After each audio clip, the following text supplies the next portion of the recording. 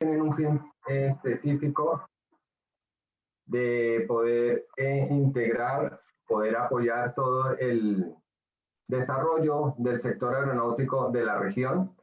Por lo tanto, esperamos que se sigan contactando, no solamente hagan presencia en esta masterclass, sino en todas las masterclass que la COPAER, que es la Asociación Colombiana de Productores Aeroespaciales, y el ABC Aeronáutico desarrollan con el fin de fortalecer nuestro sector. Bueno, hoy queremos dar un saludo muy especial. Vemos que en nuestro registro aparecen países como Perú, México, Bolivia, Argentina, Perú, Estados Unidos. Bueno, para todos ellos un saludo muy especial. Colombia, obviamente, vemos que aquí una gran participación, toda la comunidad aeronáutica reunida en esta masterclass y hoy con un tema supremamente especial. De ahí que también queremos dar un mensaje muy especial a todos nuestros invitados especiales, a los miembros de la Universidad Pontificia Bolivariana, a la San Buenaventura, a la Universidad de los Libertadores, a la Escuela de Aviación Ejército, a todos los empresarios de ACOLPA, de la ANDI, de AES, la Asociación Espacial. Y bueno, como tal, un saludo a todos los apoyos que están generando que esta masterclass sea viable. Hoy pues tenemos a un invitado muy especial que queremos que nos siga compartiendo su amplio conocimiento sobre los procesos de certificación, pero en este orden de ideas queremos que el coronel de la Reserva Activa, Diego Beltrán, quien conoce un poco más del tema de que vamos a tocar hoy, nos hable sobre el tema y sobre el invitado especial. Coronel, muy buenos días.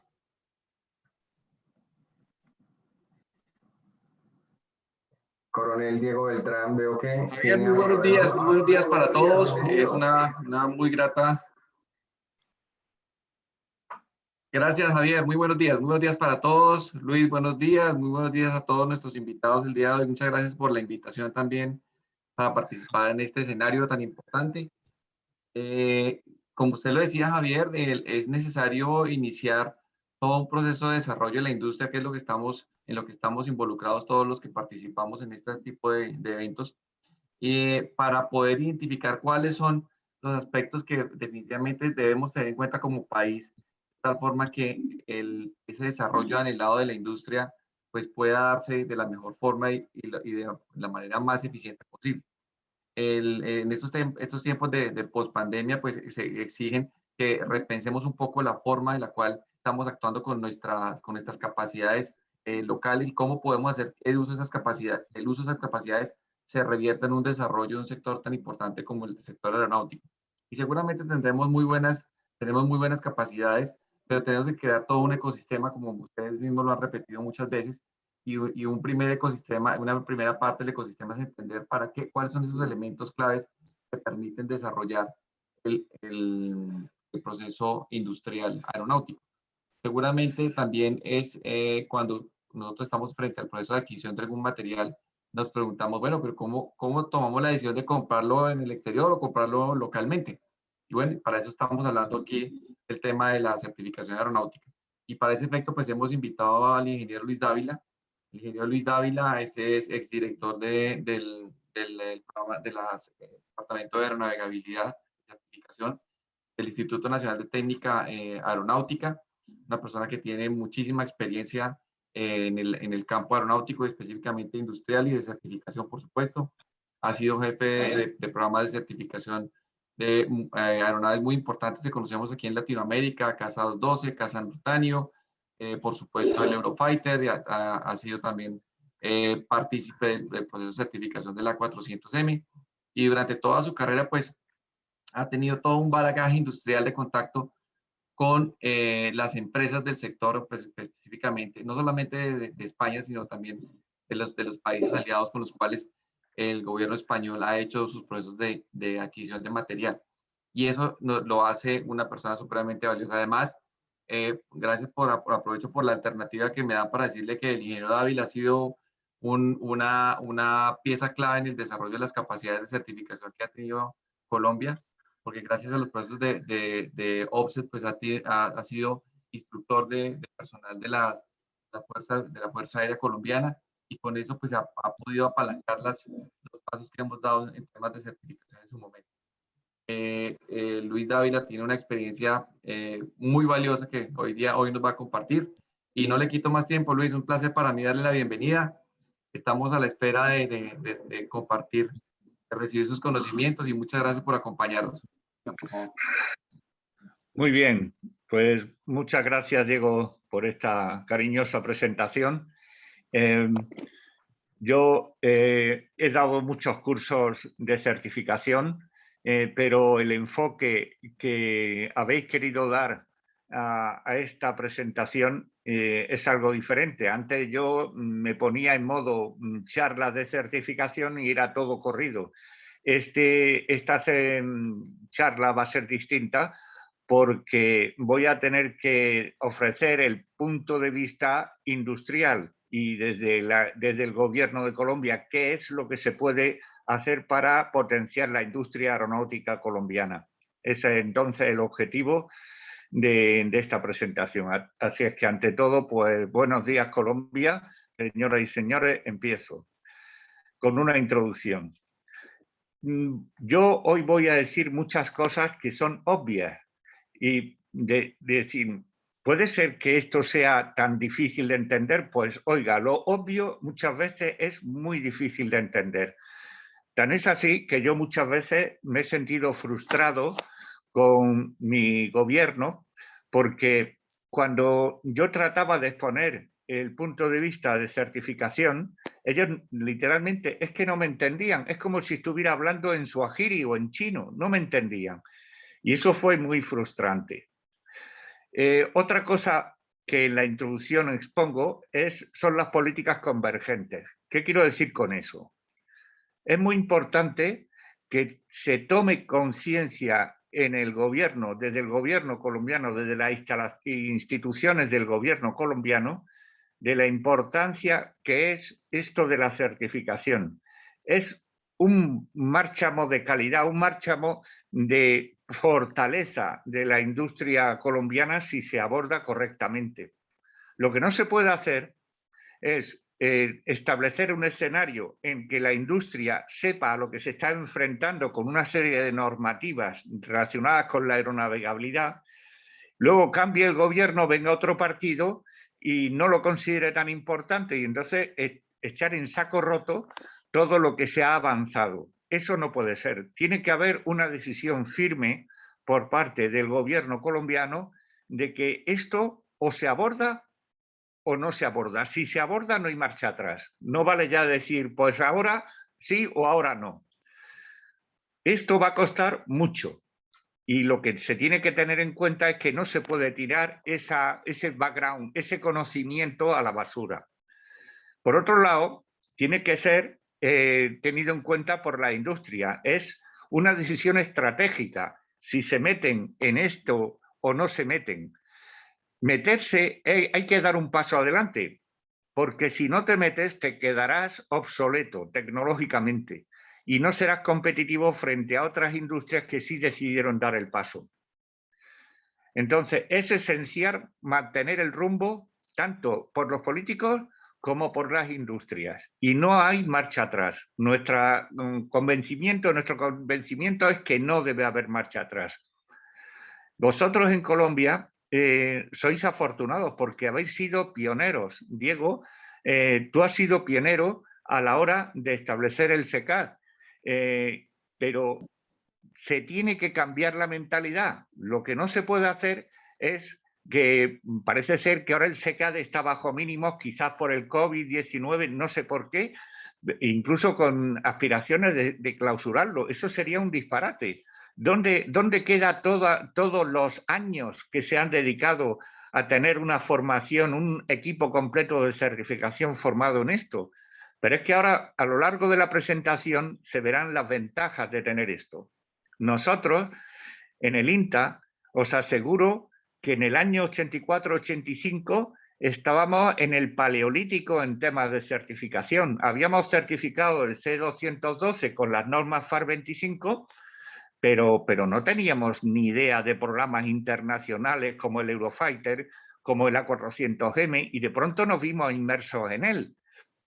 Eso al principio costó muchísimo, porque estábamos pues sin entender muchas veces de qué nos estaban hablando, pero poco a poco fuimos ganando conocimiento hasta ser verdaderos expertos, ¿vale?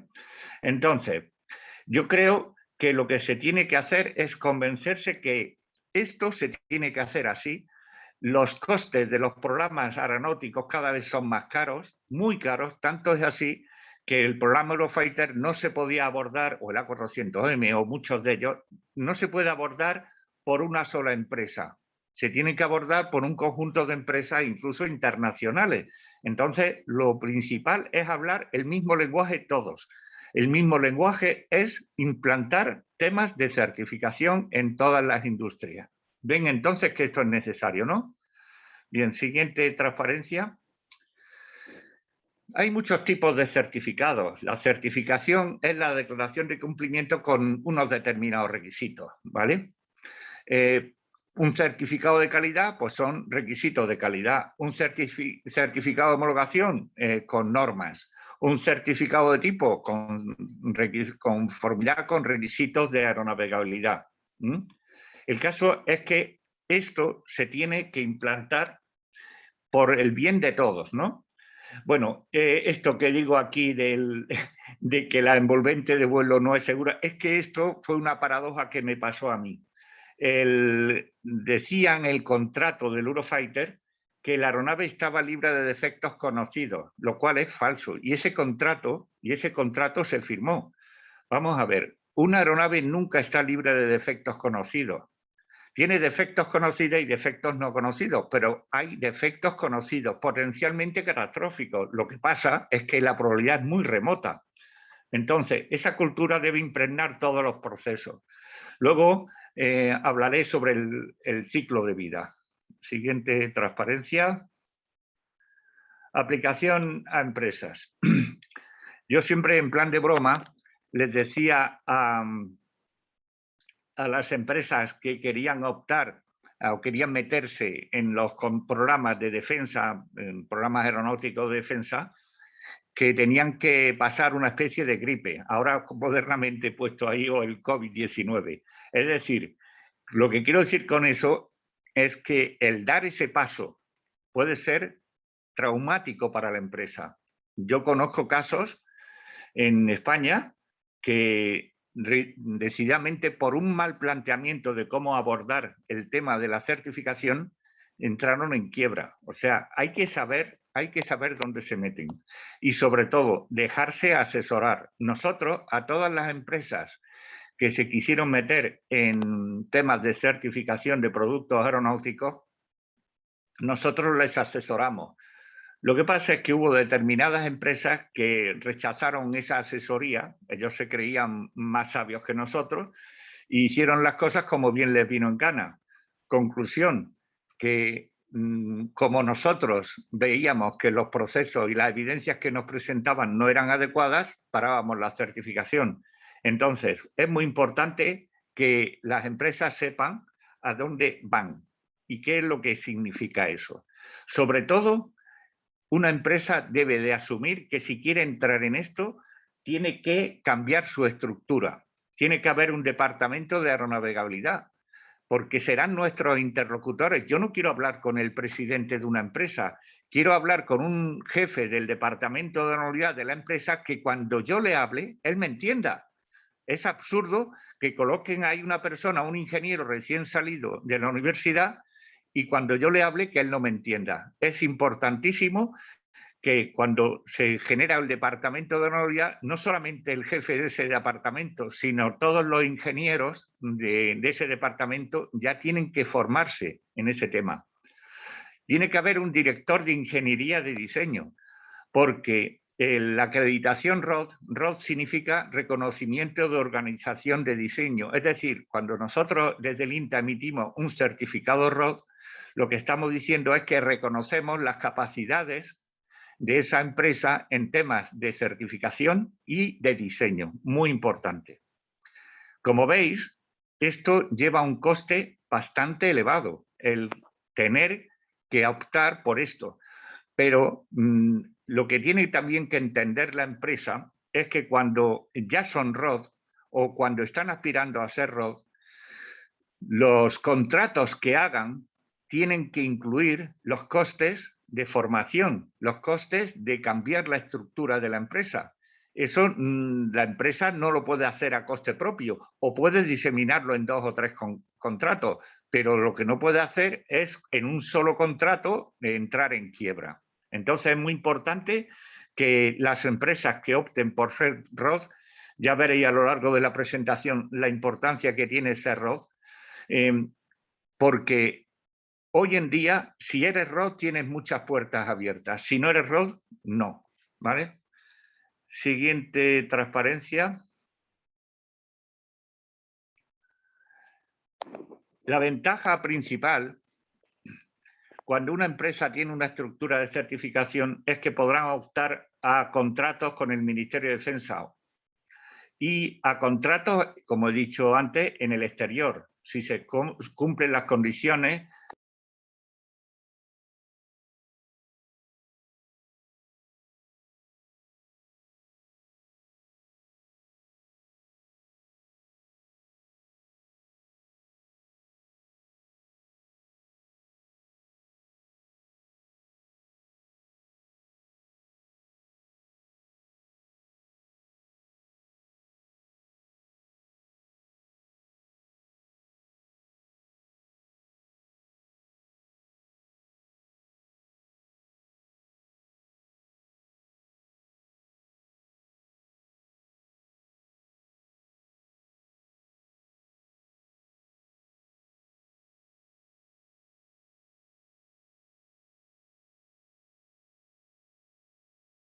que tenía el A400M, el CN235 y todas sus variantes, el C295, el C212. Estamos hablando de miles de modificaciones. ¿Eso qué significa? Pues que el INTA estaba entrando en colapso. Todos nuestros recursos estaban volcados en aprobar muchas veces modificaciones que eran muy simples. Entonces dijimos, pero si esto es una locura, esto se tiene que acabar. Tenemos que darle a la industria que tiene la acreditación ROD la posibilidad de que aprueben las modificaciones menores. Es de perogrullo, ¿vale? Y es una conclusión lógica. Bueno, en el ámbito civil, en EASA y creo que en la FAA, no sé si lo tienen también o están a punto de tenerlo, el acrónimo es DOA, Design Organization Approval. A mí no me gustó la idea de aprobar. Yo reconozco las capacidades de una empresa, ahora yo no se las apruebo, ¿vale? Esta paradoja que digo aquí al final de esta presentación le ha pasado aquí a muchas empresas. Si no eres ROD, no puedes acceder a contratos, pero precisamente para poder acceder a contratos tienes que ser ROD. O sea, ¿cómo rompe ese círculo vicioso? Las empresas, esto es lo que hacemos nosotros en España, las empresas nuevas que quieren ser ROD, lo que hacemos es decirles, pues opta a contratos menores, modificaciones que no son muy complejas y demuestra que para esa modificación pues tiene un departamento de diseño y un departamento de aeronavegabilidad que es bueno. Y con eso accede a ser ROD y poco a poco te metes en el pool de recursos de empresas de la defensa, a las cuales se les pueden optar a contratos nuevos. Una cosa que supongo que es debido a mi falta de conocimiento del lenguaje en Colombia, ustedes, bajo mi punto de vista, están mirando la fabricación de partes. Yo creo que lo que pueden hacer las industrias de Colombia es mucho más que fabricar partes. Lo que pueden hacer es modificar zonas o partes de una aeronave. Los rigs del avión israelita eso es una modificación, no es un suministrador de partes, en una palabra. Las industrias colombianas, otra cosa que pueden hacer es crear unión temporal de empresas, la JUTE. En España, supongo que en Colombia tendréis un concepto parecido, que es que se unen varias empresas formando una unión temporal para el desarrollo de una determinada modificación. Por ejemplo, en España tuvimos la modificación de los AV212, de los helicópteros, mediante una transformación de analógico a digital, de toda la cabina. Eso lo hicieron dos empresas españolas que una tenía experiencia en certificación, la otra en diseño, y se unieron. El problema es que el concepto de unión temporal de empresas no se debe de entender como temporal, porque la aeronavegabilidad no termina con el certificado de la modificación. La aeronavegabilidad se extiende durante todo el ciclo de vida de esa aeronave. Entonces, esa unión temporal es de muchos años, se extiende a lo largo de muchos años. Esa es una cosa que yo creo que es una herramienta útil que pueden usarse también en Colombia, lo de la unión temporal. Ya le digo, seguro que hay empresas que barren diversidad de especialidades, pero no todas las especialidades de una aeronave. Entonces, lo que sí se pueden hacer es juntar para ofrecer a la Fuerza Aérea Colombiana una determinada modificación que les pueda satisfacer mucho más en coste, en tiempo, en eficacia, en capacidad de respuesta. Por todos esos motivos, la industria colombiana podría ganar ese concurso. Otra cosa que puede pasar es que en determinadas ofertas de modificaciones del Ministerio de Defensa se presenten industrias extranjeras. Entonces, es muy importante que la industria nacional en Colombia esté suficientemente desarrollada. Es muy importante para poder competir en plan de igualdad con esas empresas extranjeras. Siguiente transparencia. Civil-militar. Esto, yo estuve en contra, era el chairman de la certificación del A400M, pero aquí hubo muchas presiones políticas y de Airbus para que hubiera una certificación civil del A400M y una certificación militar. Ahora van a entender por qué era absurdo, absurdo de todo punto.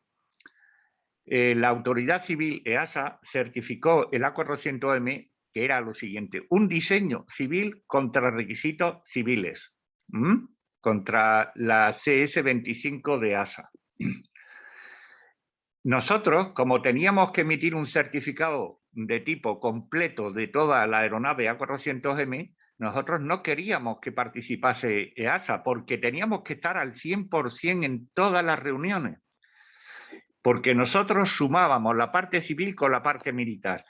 Y es muy importante que se entienda lo siguiente: nosotros tenemos un requisito civil que se puede usar en el militar, de acuerdo, pero la autoridad civil lo ve con ojos civiles, nosotros lo vemos con ojos militares. Por ejemplo, despegue con pesos máximos. Eso lo oye una autoridad civil y se le ponen los pelos de punta. Dice que, bueno, eso es excomunión, exagerándolo, ¿no? Nosotros, en cambio, sabemos que una aeronave de transporte puede despegar con pesos máximos más allá de los civiles, pero nosotros tenemos que cuantificar cuánto más, por supuesto. No es que se le metan toneladas y toneladas, sino que se le da un poco margen superior para poder hacer ese tipo de operaciones. Y hay muchas operaciones logísticas donde pasa eso, que la aeronave necesita cargar un poco más, ¿entienden? Pero bueno, no voy a poner ejemplos de eso que todos más o menos podemos conocer, ¿no? Lo que sí que es muy importante es que se sepa que la certificación militar tiene requisitos civiles o militares que se tiene que demostrar cumplimiento. Pero luego ocurre otra cosa. ¿Qué pasa una vez que se ha certificado el A400M como civil? Como hay A400M se le meten equipos militares, resulta que EASA ha dicho que ya no quiere saber nada de ese certificado tipo del A400M, porque las nuevas serial number del A400M ya no tienen la configuración civil, tienen una mezcla de civil y militar, tienen equipos militares, tienen equipos civiles a bordo. Ya no vale el certificado de tipo. Entonces, que me digan para qué ha servido todo esto. Para mí, han metido a EASA sin necesidad de meterla.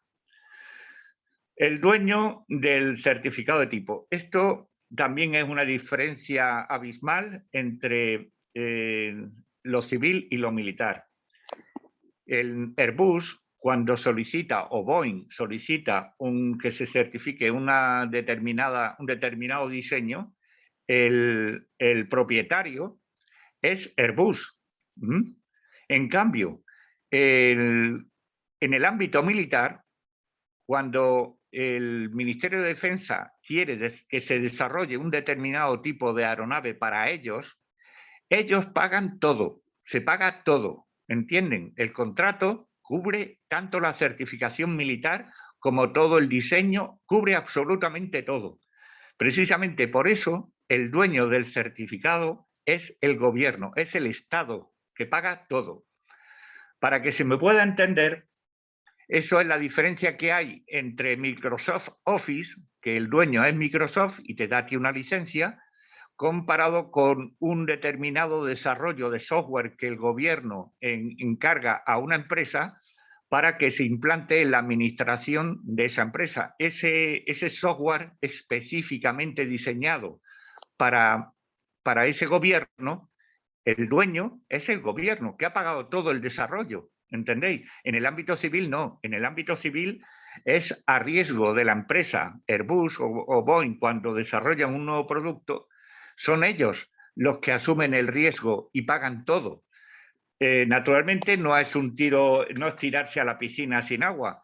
Ellos hacen prospecciones de mercado, hablan con futuros clientes. Los clientes son los que les definen los requisitos, le van definiendo qué requisitos querrían y entonces ellos los comprarían esos nuevos productos. Perdonad si voy rápido, pero es que es mucho y muy poco tiempo. Siguiente, transparencia. Ciclo de vida. Mirad, aquí están enumerados todas las fases por las que pasa un diseño de una aeronave desde el principio hasta que se da de baja. ¿El principio cuál es? Pues cuando el Ministerio de Defensa, la Fuerza Aérea Colombiana o quien sea, descubre un déficit en su estructura. Si tienen que enfrentarse a determinadas contingencias y ninguna de sus aeronaves la cumple, entonces necesitamos una nueva aeronave que supla estas deficiencias de la Fuerza Aérea. Entonces se ponen en contacto con las industrias y establecen en un periodo, suele ser de 6 a 7 meses, los requisitos. Entonces se definen los requisitos contractuales, se definen los requisitos de aeronavegabilidad, se definen en definitiva todo tipo de requisitos. Si eso no se hace bien, ya va todo mal, ya todo irá mal. Si no se han incluido todos los requisitos de aeronavegabilidad, es decir, si no se ha involucrado a la autoridad, en este caso, por ejemplo, el SECAD, o la industria ha sido apartada, que eso ha pasado alguna vez a nosotros, el Ejército del Aire, y decir esto es lo que quiero, y decir la industria nacional, oiga, espérese que podemos ofrecer algo mejor. No, quiero esto. Digo, pues tú pagas, tú pagas. Entonces, es muy importante que en la fase de viabilidad queden correctamente definidos los requisitos contractuales y los requisitos de aeronavegabilidad. Luego, con ese pool de recursos, de requisitos ya definido, entonces entramos en la fase de definición, que es la empresa tiene que empezar a definir cómo sería el diseño para cumplir con toda esa panoplia de requisitos. Eso que podría parecer que es complicadísimo, no es tanto, es descomponer un problema muy importante, casi inabordable, en problemas pequeños abordables. Ese es el secreto, ¿vale? En el desarrollo, pues empiezan a fabricar ya componentes con arreglo a las especificaciones definidas en la fase de definición y el desarrollo al final termina con la emisión de los certificados de tipo, ¿vale? Y el certificado de aceptación de tipo. Es decir, el cliente tiene que dar su conformidad de que ese diseño cumple con los requisitos que él ha impuesto como cliente. Eso es lo que se llama el Type Acceptance o certificado de aceptación de tipo, igual que está el certificado de aeronavegabilidad de tipo. Una vez conseguido eso, lo que hace el fabricante es empezar a fabricar aeronaves. A cada aeronave se le tiene que dar un certificado de aeronavegabilidad, que también es un proceso, pero que aunque parezca complejo, se puede abordar. En España lo estamos haciendo, ¿no? Y yo creo que con la T90 Calima también tiene experiencia el SECAD en eso. Debe entenderse una cosa muy importante. Los procesos de fabricación, los procesos de certificación se tienen que extender más allá de que ha terminado la emisión del certificado de tipo. Cada aeronave tiene un certificado de aeronavegabilidad. Esa aeronave se tiene que mantener segura durante todo el ciclo de vida. Eso es lo que en inglés se llama Continuing Airworthiness, que es qué actividades se tienen que hacer con una aeronave para que sea segura durante el resto de su vida. ¿Y eso qué es? Pues eso, lisa y llanamente, es una bicoca para las empresas. Es una manera también de tener dinero extra, de tener retornos económicos hacia la empresa. ¿Por qué? Pues porque para aeronaves concretas se tienen que emitir boletines de servicio de actualización de las performances de la aeronave. O un boletín de servicio o varios boletines de servicio para introducir mejoras, modificaciones, como el caso antes que he puesto del AB212 con displays digitales. Es decir, que lo que se tiene que entender por las empresas es que cada etapa de esta tiene que tener una compensación económica. Tan es así que el coste de certificación y coste de una aeronave, más o menos hay un dicho que dice que luego el coste del mantenimiento de esa aeronave iguala al coste de adquisición de la aeronave. Con eso quiero decir la cantidad inmensa que estamos hablando de dinero. Imagínense que un determinado fabricante entrega 100 aeronaves a la Fuerza Aérea Colombiana. Pues ahí, a lo largo del ciclo de vida, hasta que se den de baja esa aeronave, la Fuerza Aérea Colombiana va a tener que pagar, a base de mejoras, boletines de servicio, todo lo que digamos, una cantidad equivalente, ¿entienden? De lo que supondría el proceso inicial solamente de lo que es la entrega de la aeronave. Operación. Nosotros, a lo largo del ciclo de vida, las operaciones con la aeronave se tienen que hacer seguras. Ahí entran los manuales de vuelo, en los simuladores, ¿entienden? Es decir, que hay muchísimas actividades que se tienen que poner a coste, valorar y pagar a las empresas. Y máxime cuando, debido a las complejidades de determinadas aeronaves, por ejemplo el Eurofighter, el mantenimiento del Eurofighter no se hace en las maestranzas, en los centros de mantenimiento del Ejército del Aire, se hacen en la propia industria. ¿Por qué? Pues porque es complicadísimo. El F-18, por ejemplo, se le hizo una MLU bastante potente, tan es así que el gobierno italiano también la quiso. Esa modificación consistió también en unos displays multicolor y una serie de mejoras, y se atrevieron a tocar el software en el CLAEX, el Centro Logístico de Armamento del Ejército del Aire, un centro muy bien dotado, pero en el Eurofighter no se puede hacer. Es que es complicadísimo, porque no es un software integrado a base de módulos, es un software completamente embebido en la aeronave. Es decir, que si tocas algo del software, por ejemplo, de aviónica, puede tener impacto en el motor y no tienes ni idea. Entonces, lo mejor es en aeronaves más complejas, el mantenimiento, lo lógico es que lo haga el que posee el conocimiento, que es la industria que lo ha desarrollado. Como ven, todo lo que es el ciclo de vida está impregnado de lo que es la aeronavegabilidad.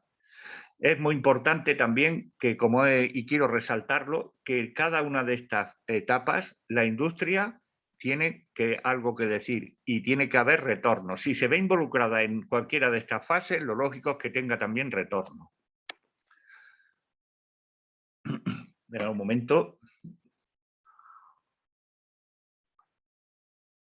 La siguiente slide, por favor.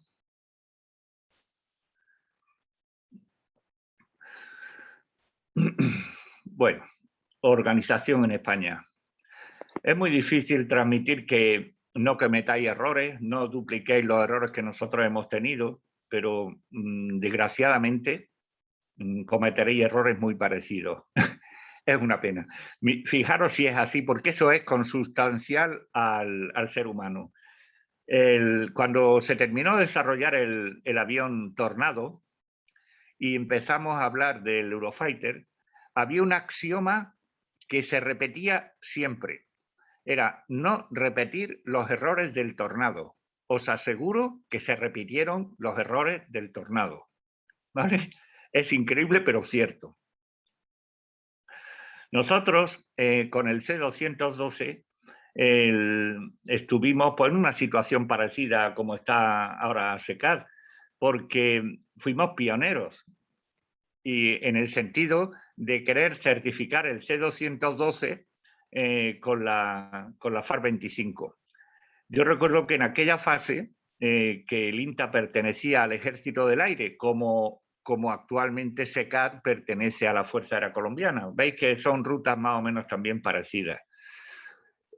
A propósito, creo que sacar al SECAD de la Fuerza Aérea Colombiana e integrarlo en el Ministerio de Defensa es una idea fenomenal, una idea buenísima.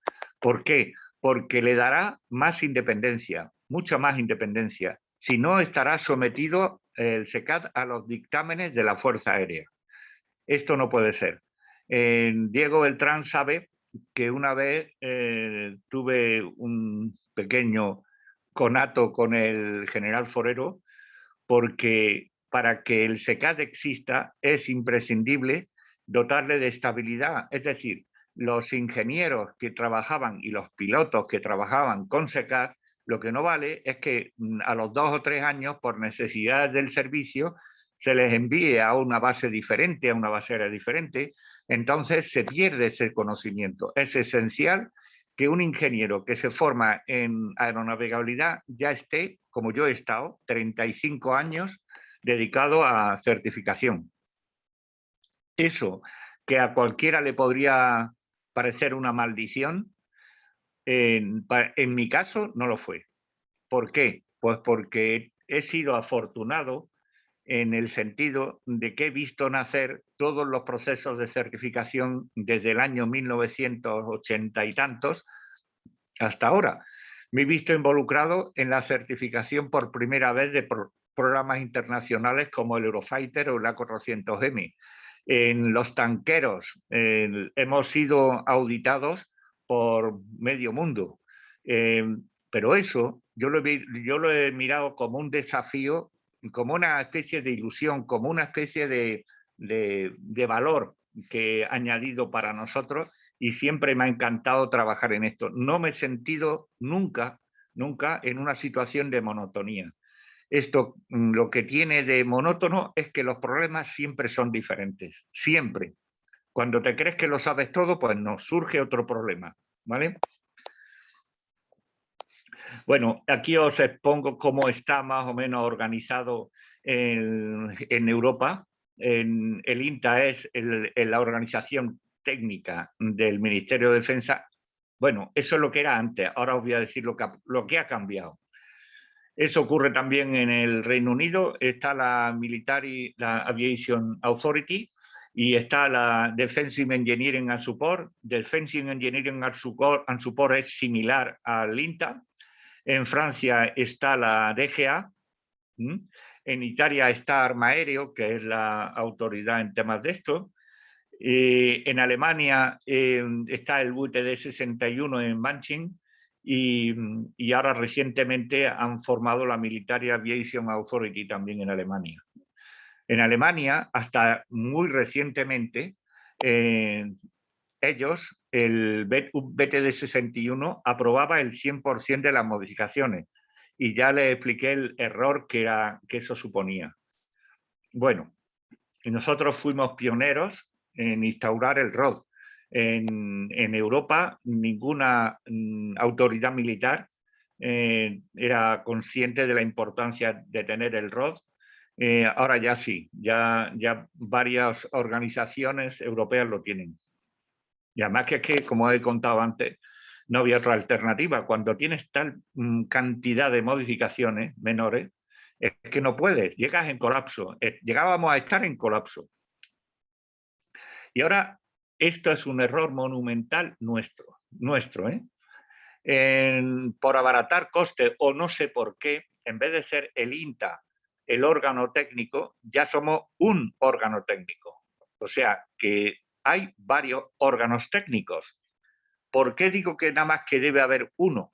Yo no digo que sea el INTA, pero que nada más que haya uno. ¿Por qué? Porque si nosotros aprobamos una aeronave, un certificado de tipos de una aeronave, y aprobamos determinado grupo de modificaciones, y otro órgano técnico aprueba otras modificaciones, mi pregunta es, ¿sobre qué diseño las está aprobando él? ¿Sobre el original del tipo o los del tipo más nuestras modificaciones? ¿Quién se encarga de aprobar la compatibilidad entre unas modificaciones y otras? Las que aprueba el INTA y las que aprueba ese órgano técnico. Estoy seguro que algún día, no muy lejano, esto llegará a provocar algún accidente catastrófico. ¿Por qué? Porque se habrán montado dos o varias modificaciones que son incompatibles entre sí. Unas aprobadas por nosotros, otras aprobadas por el otro órgano técnico o por otros órganos técnicos. Entonces, yo lo que recomiendo es que haya un solo órgano técnico responsable de todo lo que es el tipo y las modificaciones al tipo. Siguiente transparencia. Esto ya más o menos lo he estado esbozando antes. Yo creo que el SECAD tiene que tener independencia, es esencial que tenga independencia. ¿Ocurre algo? ¿Oiga? No sé si estoy conectado o no. ¿Oiga? Sí, estás conectado y te estamos escuchando. Sigo. Independencia. Tengo un ejemplo que además pasó con la Fuerza Aérea Colombiana. No voy a decir nombres, pero una persona estaba muy inquieta porque los CAFIR pues no eran del todo seguros. Habían tenido en un periodo de tiempo una serie de accidentes. Entonces me preguntaba a mí qué se podía hacer. Digo, vosotros tenéis el reglamento de aeronavegabilidad publicado. Ahí están las directivas de aeronavegabilidad. Dice, sí, pero yo no puedo emitir una directiva de aeronavegabilidad anulando los vuelos de los CAFIR. ¿Veis? Esto es un ejemplo de que un SECAD tiene que estar no sujeto a la estructura de mando de la Fuerza Aérea. El INTA, yo he tenido que sacar directivas, por supuesto que son dolorosas y por supuesto que me tengo que pensar mucho a la hora de emitirlas, pero es que estamos hablando de la seguridad, estamos hablando de vidas humanas, estamos hablando de que una aeronave como el A400M se puede estrellar, ¿vale?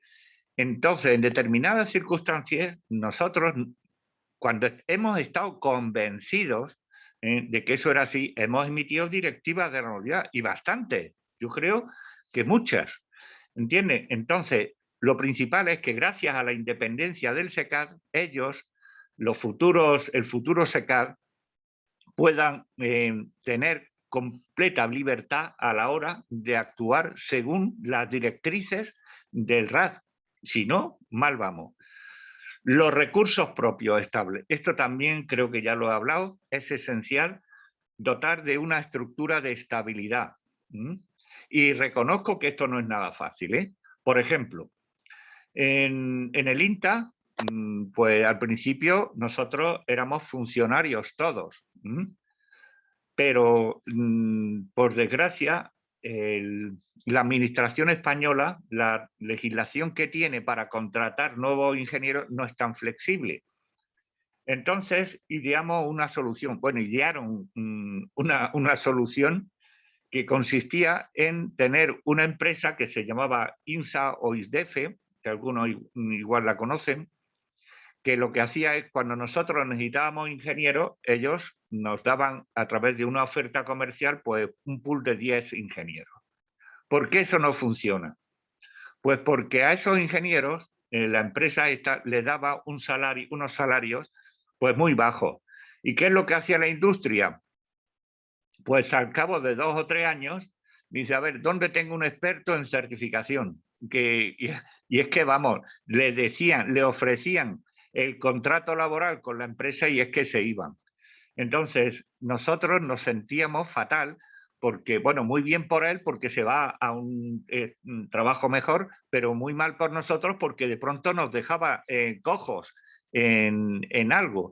Por eso es por lo que también decidimos que para evitar o para minimizar estos daños, tuviéramos para cada especialidad 2 o 3 ingenieros, de forma que si se iba uno, quedaban 2, y teníamos continuidad. O sea, por tener una solución, esa solución, el coste se triplicaba. Pero no solamente eso, nosotros recibíamos esos ingenieros recién salidos de la escuela, eran unos pipiolos, y ¿qué es lo que hacíamos? Pues formarlos. No podíamos enfrentarlos a la industria desde el siguiente día, ¿no? Participaban con nosotros, ver, oír y callar, y cuando ya estaban formados, tomaban sus propias decisiones. Entonces, lo esencial es que la empresa, al cabo de 2 o 3 años, nos cambiaba el contrato y decía, ah, pero ahora tienes un experto y el experto se paga más caro. Digo, pero si el experto lo he formado yo. O sea, se llegan a esa incongruencia, ¿vale? Pero bueno, es lo que tenemos. Vamos a ver. El SECAD, otra de las potencialidades que debe abordar en el futuro es darse a conocer. Es decir, si la industria colombiana quiere participar en programas de colaboración internacional con Brasil, con México, con Perú, con España, con el que sea, lo primero que tiene que hacer es ganar confianza, ganarse la confianza de esas autoridades. Entonces, tiene que salir fuera. El SECAD tiene que tener una estructura de normas, de procedimientos correcta. Tiene que tener un equipo de certificación muy bueno, de forma que le pase lo que nos ha pasado a nosotros con los tanqueros, que las autoridades, por ejemplo, en el FSTA británico, las autoridades quisieron auditar al INTA, no nos conocían, pues para que vosotros certifiquéis en la aeronave esta, quiero conoceros. Entonces, gentilmente le dijimos que sí, que vinieran, y con el Reino Unido, pues fuimos auditados por la DNS, Defense Engineering and Support, fuimos auditados también por la CAA británica, la organización civil, porque es que el FSTA tiene un cambio de rol civil-militar muy raro, pero bueno, también. Y por la MAA británica, o sea, los británicos nos auditaron 3 veces y quedaron muy satisfechos. Tan es así que también quisieron que participásemos y fuésemos los que daban la aceptación al FSTA. Y yo le dije a Chris Reed, que era amigo mío, digo, oye, yo creo que esto... porque me dijo si el INTA podía hacer esta labor de calificación o de aceptación. Y yo le dije, te equivocas de pregunta. La pregunta es si debo hacerlo o no debo hacerlo. No si puedo o no puedo. Poder puedo, pero no debo. Y me preguntó por qué. Y digo, mira, es algo así como si tú contratas a una empresa que te haga un chalet, una casa. Y para cuando termine la casa, en vez de tú darle el visto bueno y pagar al constructor, dice, me dices a mí que yo vaya, lo mire Y si yo te digo que está bien, tú no puedes hacer nada más que pagar. No puedes ni rebotarte, no puedes hacer nada. Digo, pero bueno, llegaron hasta el extremo de aceptar el buen juicio del INTA en temas de aceptación de tipo. Con eso, ¿qué quiero decir? Que es importantísimo de que el SECAD sea conocido. Yo con Diego también hemos hecho una especie de análisis de las potencialidades del SECAD y tenemos una especie de convenio entre el SECAD y el INTA. ¿Por qué? Pues para que sepan, cuando el SECAD se empiece a tener auditorías de otras empresas, oye, ya no partes de cero, ya tienes una auditoría del INTA. El caso es que el SECAD tiene que ser conocido. ¿Por qué? Pues porque si la industria fabrica en Colombia, la industria colombiana fabrica en Colombia un determinado producto, si tiene el certificado de la modificación del SECAD y el SECAD en ese país es reconocido, no va a tener ningún problema. ¿Por qué? Pues porque saben quién es el SECAD y con el certificado del SECAD no habría más problemas, ¿vale? Se podría convalidar directamente los certificados que emite el SECAD por el certificado de ese país. A ver, siguiente transparencia.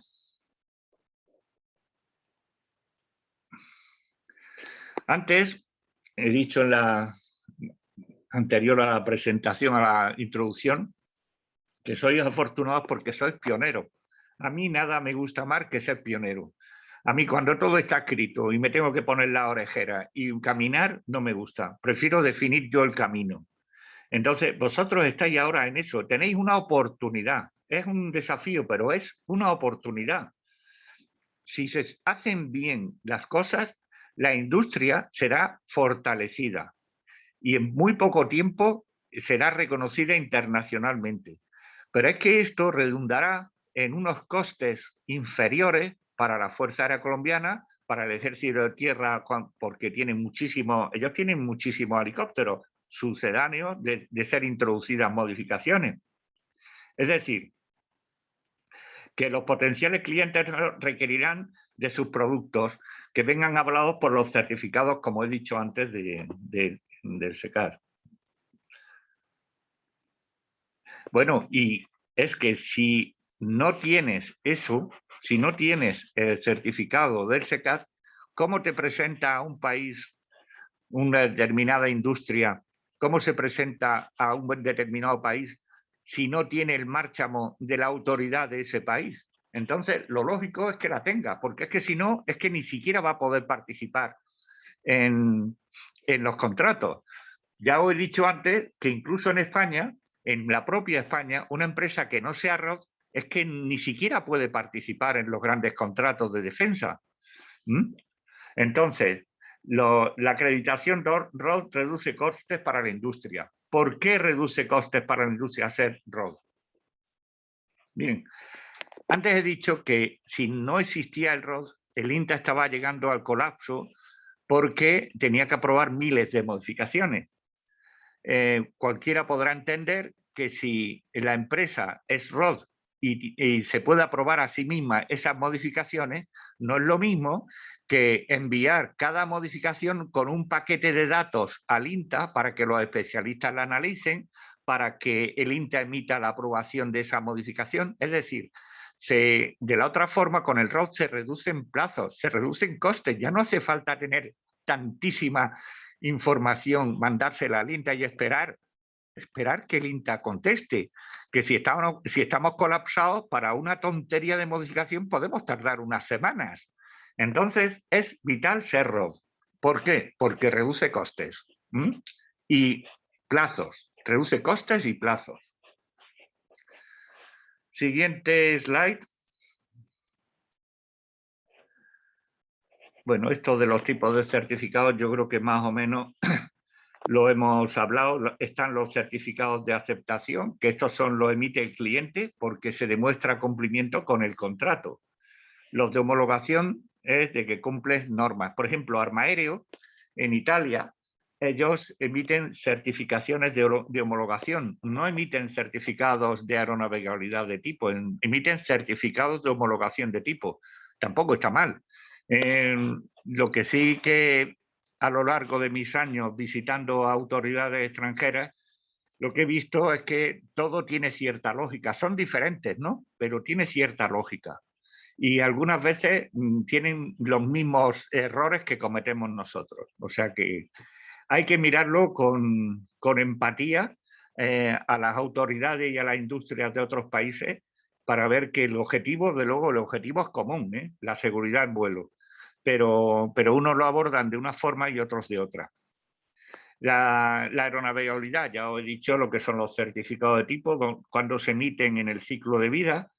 La calificación, este otro certificado muy importante. Toda aeronave tiene muchos equipos a bordo. Cada equipo tiene que estar calificado para uso aeronáutico. En el INTA tenemos el CICA, Certificado INTA de Calificación Aeronáutica. ¿Eso qué significa? Pues, por ejemplo, voy a poner un ejemplo, una batería. Una batería puede estar perfectamente calificada o homologada por la Unión Europea para uso en coches y no ser apropiada para aeronaves, para instalarla en una aeronave. ¿Por qué? Pues porque el espectro de vibraciones, de temperatura, de humedades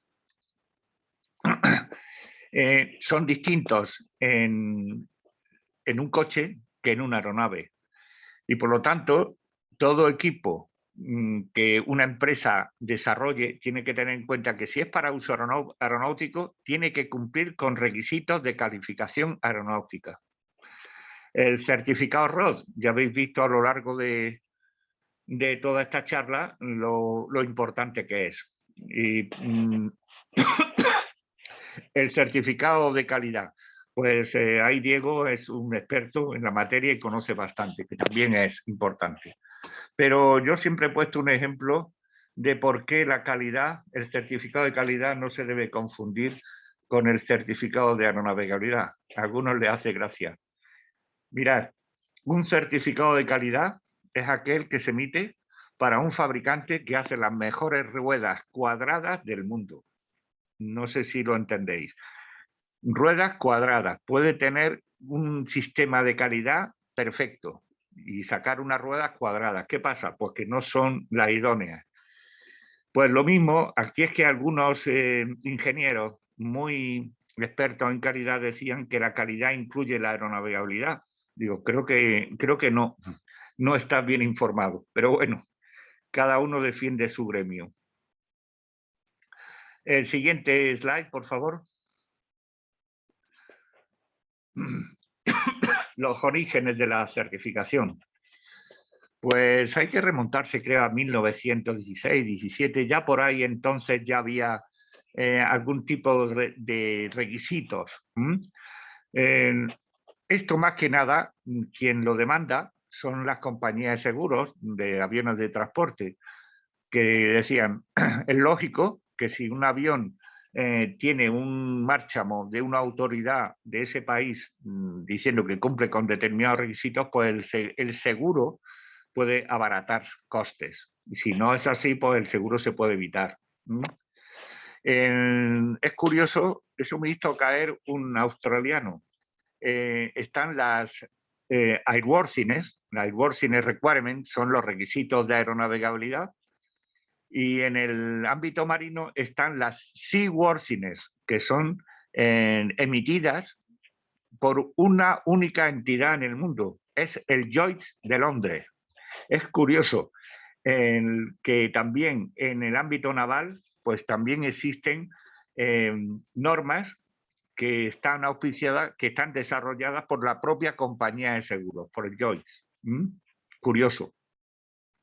Bueno, el caso es que la FAA es la que por fin metió en cierta lógica en esto de la certificación. Lo curioso, parece mentira los humanos como somos. Tenemos la FAA y tenemos la FAR 21, la FAR 23, FAR 25, FAR 27, FAR 29, FAR para los motores, FAR para los simuladores. Luego vino la JA europea, Joint Aviation Authority, antes de ASA, y desarrolló las JAR 23, 25, 27 y 29. Luego vino EASA y también desarrolló las CS21, 23, 25, 27 y 29. Luego vino la Agencia Europea de Defensa, la EDA, y desarrolló la EMAR 21, 23, 25, 27 y 29. Digo, bueno, pero ¿por qué cogemos los números de la FAA? ¿Por qué no podemos tener nuestra propia codificación en vez de usar la de Estados Unidos? Pero bueno, es una curiosidad. Sí.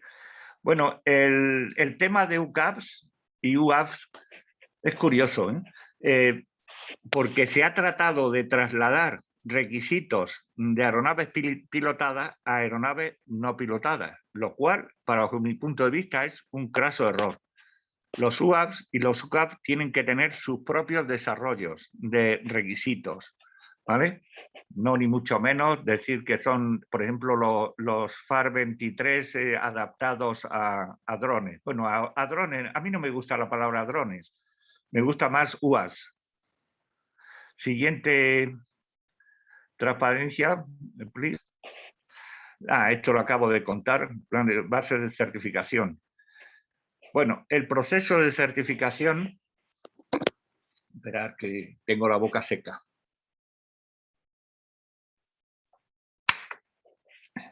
La industria, lo primero que tiene que ser consciente es que esto no es un problema imposible de abordar.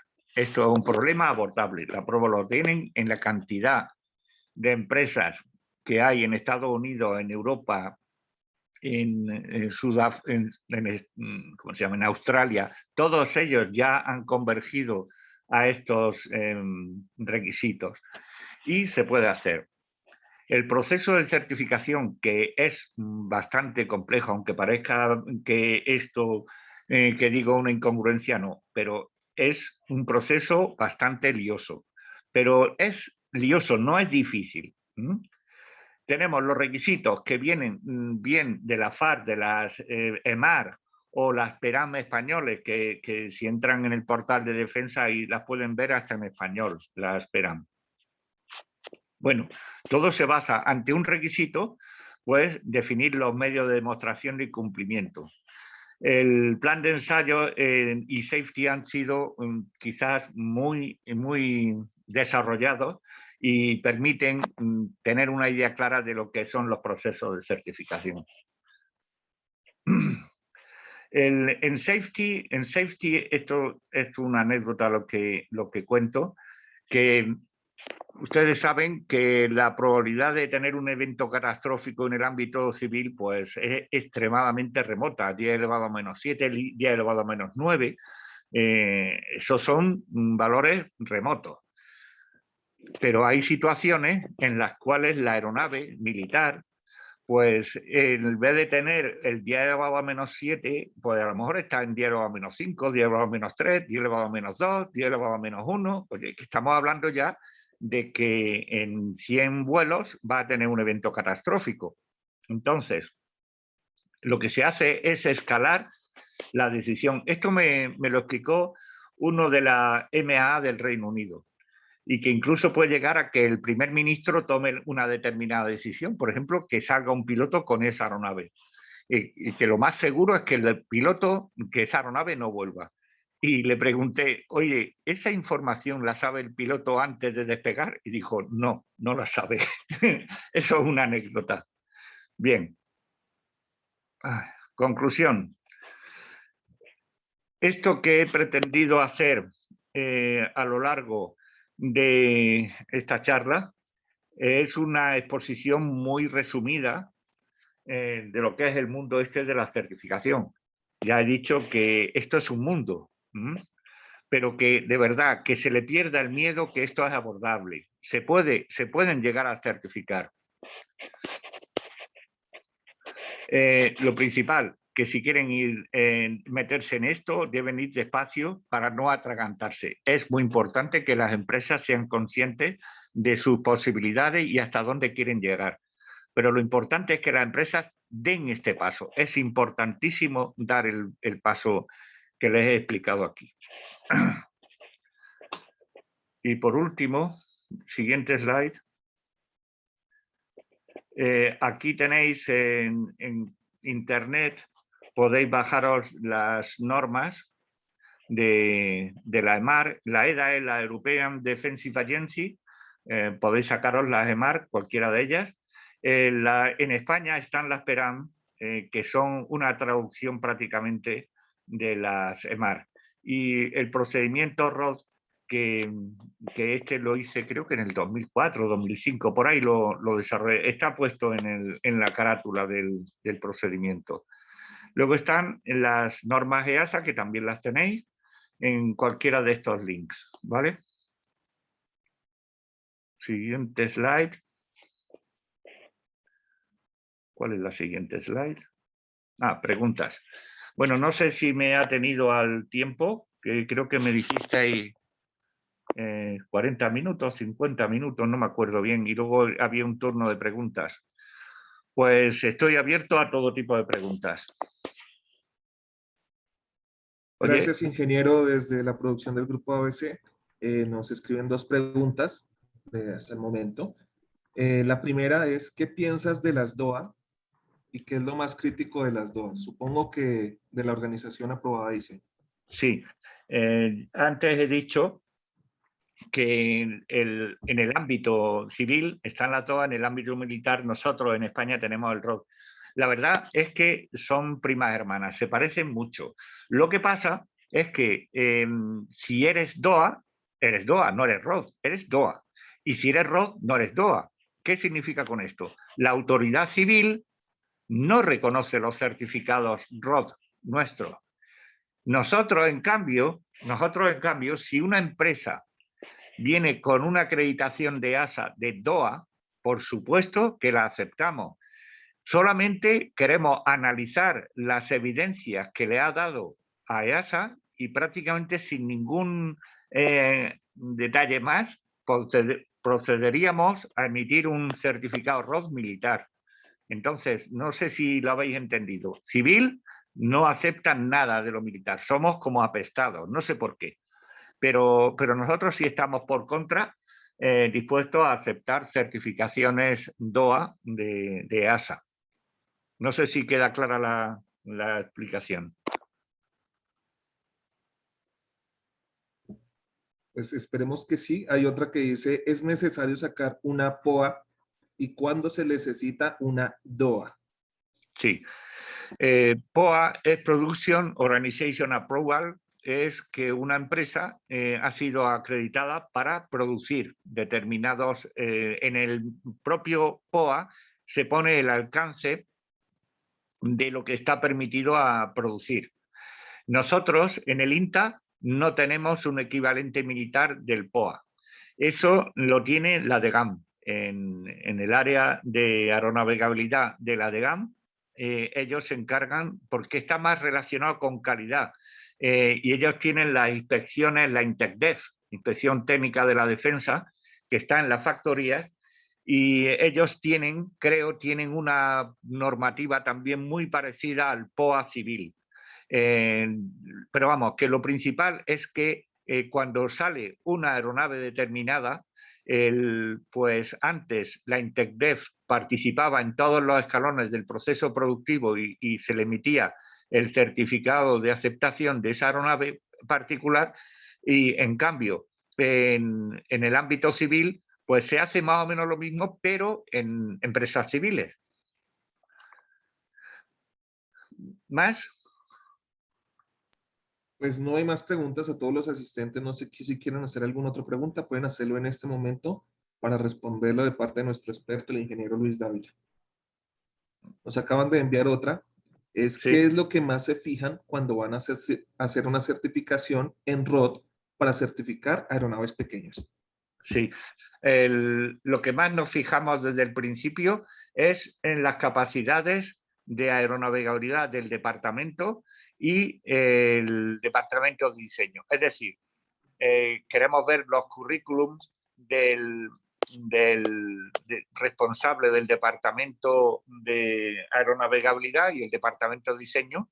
Queremos ver cuál es su experiencia demostrada en desarrollo de productos y el de aeronavegabilidad que ha participado en procesos de certificación de aeronaves, pero esos son los que más nos fijamos.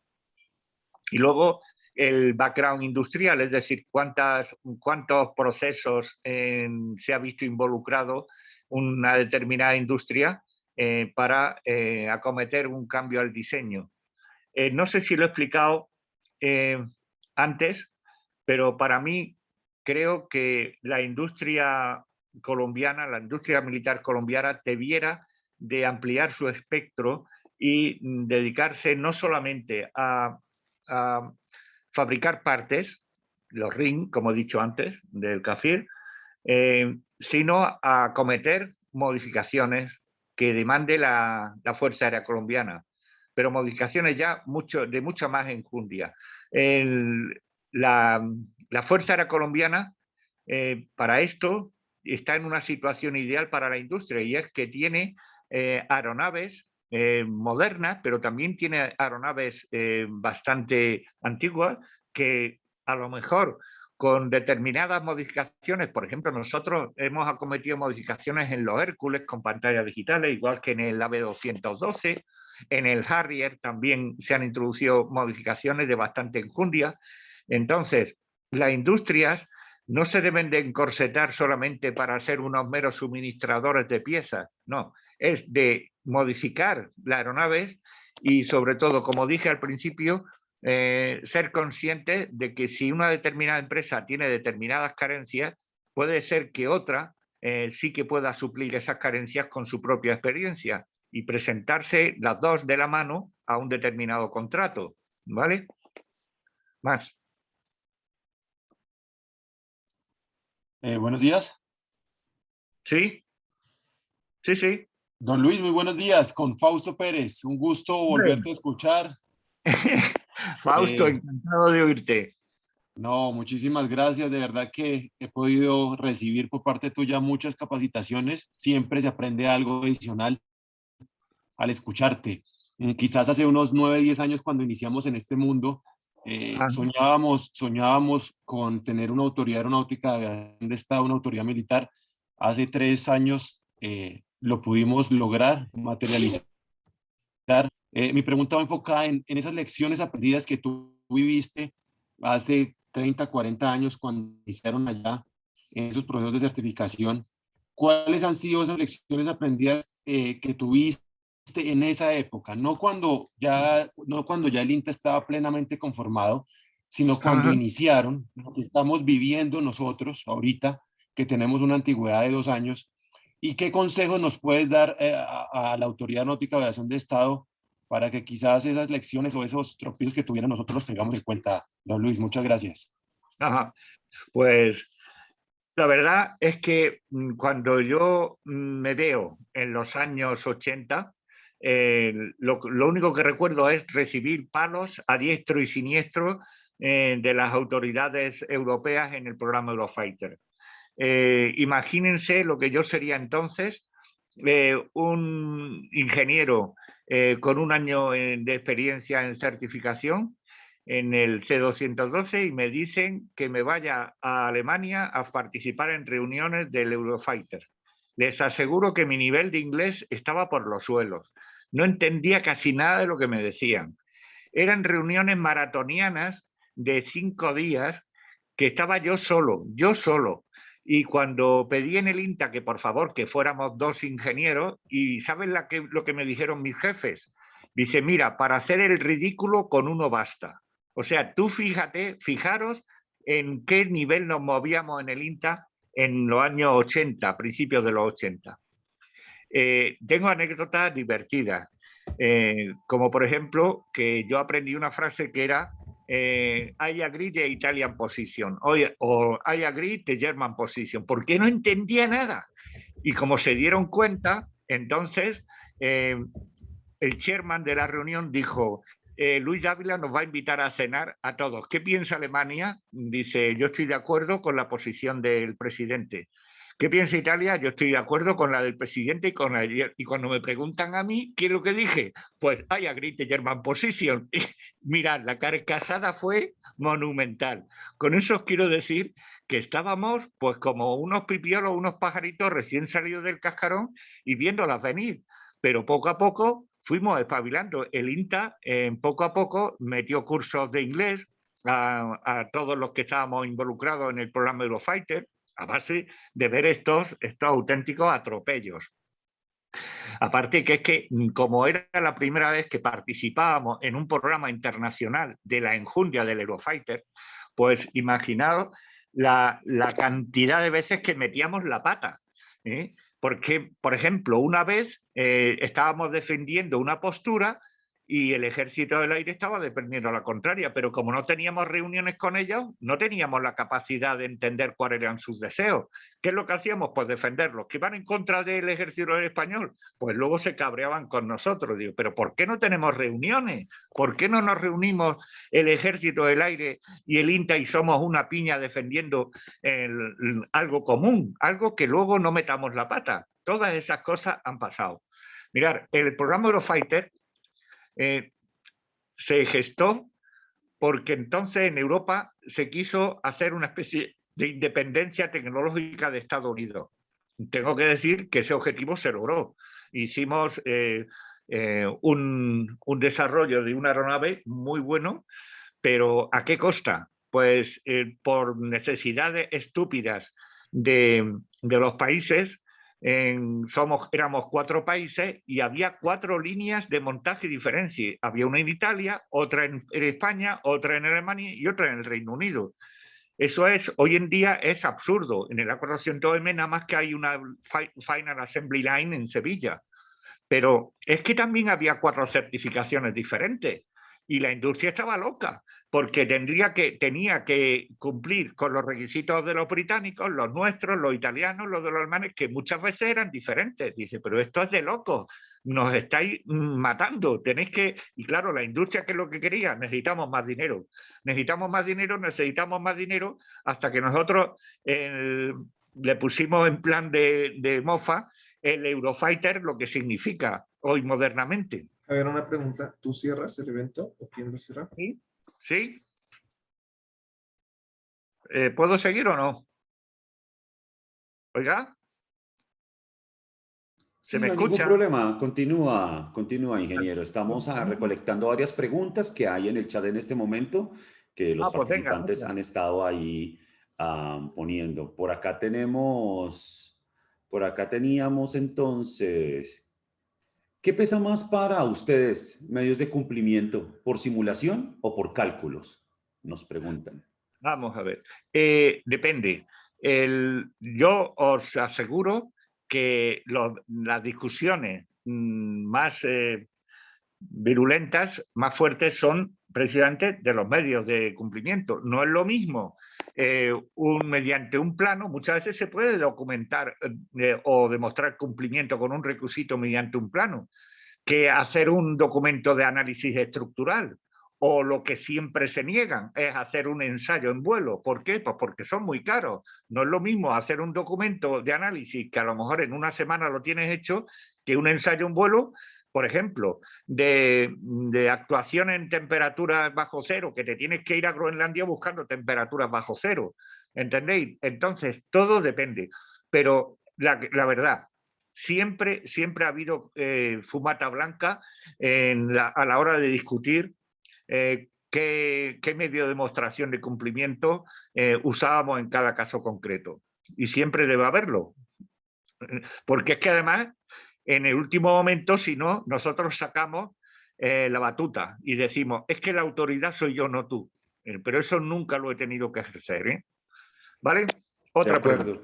Tenemos pregunta. ¿Esas modificaciones deben ir acompañadas de un plan de negocios? ¿A qué se refiere con un plan de negocios? Sí, creo que esto viene de atrás de alguna pregunta, pero bueno, ahora la condensamos. Aquí dice, si con la matriz de certificación Sí, con la matriz de certificación, pero quiero saber si ellos prefieren la presentación de cumplimientos por simulación o por cálculos, de la pregunta que acabaste de contestar. Yo creo que lo acabo de responder, que es sujeto a una negociación caso por caso. En determinadas circunstancias, vale un documento de análisis, por ejemplo, si el requisito es estructural, pues un documento de análisis. Por ejemplo, hay otro, el CN235, Airbus quería que se certificara en ditching. Ditching es que es capaz de amerizar en determinadas condiciones de olas y de todo eso, y de visibilidad y todo eso, ¿no? Eso no se hace en ensayo, es imposible de hacer el ensayo porque hacerlo es destruir una nave.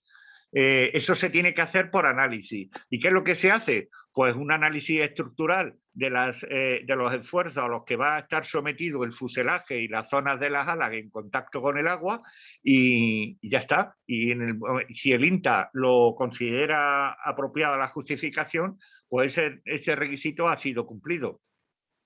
No sé si me he explicado. Sí, ingeniero, perfectamente. Javier, si quieres, por favor, abrir tu micrófono. Dame un segundo. Creo que ya, ahora sí. Sí, Ya, dime. ya lo puedes. Bueno, pues estamos asombrados, ingeniero. La verdad, esto ha sido para nosotros como un viaje, un viaje estelar en tan solo 1 hora. Nos extendimos la hora, pedimos disculpas a todos los asistentes a la sala porque teníamos proyectado 1 hora, pero ese tema tan interesante que usted recopila en tan solo 1 hora es para mayor tiempo y vemos que lo supimos aprovechar de la mejor manera. Este es un tema que no recae solamente a Colombia, es un tema de todo el continente y los países que estamos en desarrollo de una industria aeronáutica. Por lo tanto, vemos que los países que estuvieron atentos al seguimiento también van a estar muy pendientes de este proceso que se está viviendo en industria con el CECAT y con la aeronáutica civil también acá colombiana que se ha incorporado de manera muy importante creando el RAC 21 y bueno, otros procesos de homologación importantes que se están viviendo en este momento en Colombia y por lo tanto los otros países tienen su interés. Gracias por compartirnos todas las normas que sé que van a ser de gran importancia para que nos estemos acercando un poco más a ese proceso que usted vivió y lideró durante muchos años en Europa y que hoy tiene muchos aviones volando por todo el mundo. Para nosotros es muy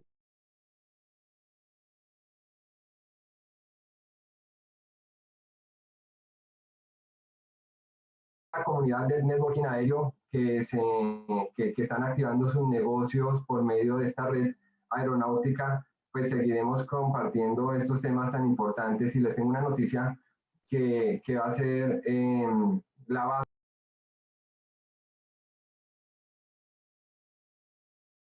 un programa de formación de certificación para todas las compañías y les vamos a estar informando más adelante sobre las condiciones para poder participar en este programa de certificación, porque en tan solo 1 hora no se puede adelantar todo lo que se requiere de desarrollo.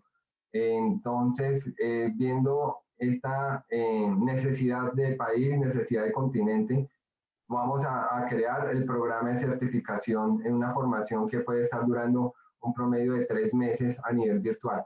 Les estaremos comunicando esto y pues a todos ustedes muchísimas gracias. Gracias Coronel Beltrán, gracias Andrés, a todo el equipo del ABC Aeronáutico, a todos los empresarios de la Copaer, a los invitados y en especial pues a usted, ingeniero Luis Ávila. Cuéntenos, por favor. ¿A qué te refieres?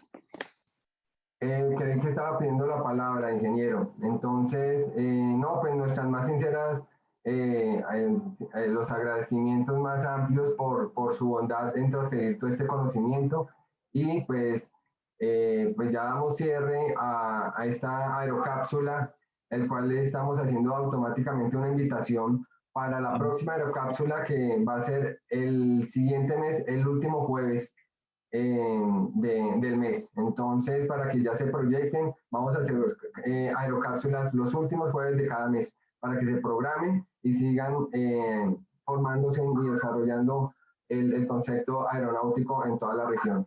Muchas gracias a todos ustedes y con esto damos por terminada esta aerocápsula. Éxitos y los mejores vientos para volar. Muchas gracias. Muchas gracias a vosotros y haberme dado esta oportunidad de comentar pues, mis años de experiencia.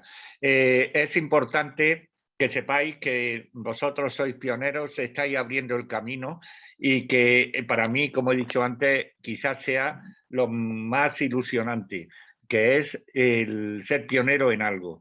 Porque la verdad, verme involucrado en un proceso que ya están escritos, que ya hay poco más que valor añadido, que añadir, nada más que seguir una ruta que otros han seguido, pues como digo, yo prefiero estar en vuestra situación, en el sentido de que vais a desarrollar mucho más tanto el SECAL como las normativas de aeronavegabilidad en los respectivos países.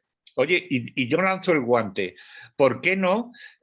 Al igual que en Europa tenemos la EDA, European Defense Agency, que ha tenido la capacidad de desarrollar la GEMAR, ¿por qué para Centroamérica, Sudamérica no se reúnen o se agrupan una serie de países para desarrollar este tipo de normativas?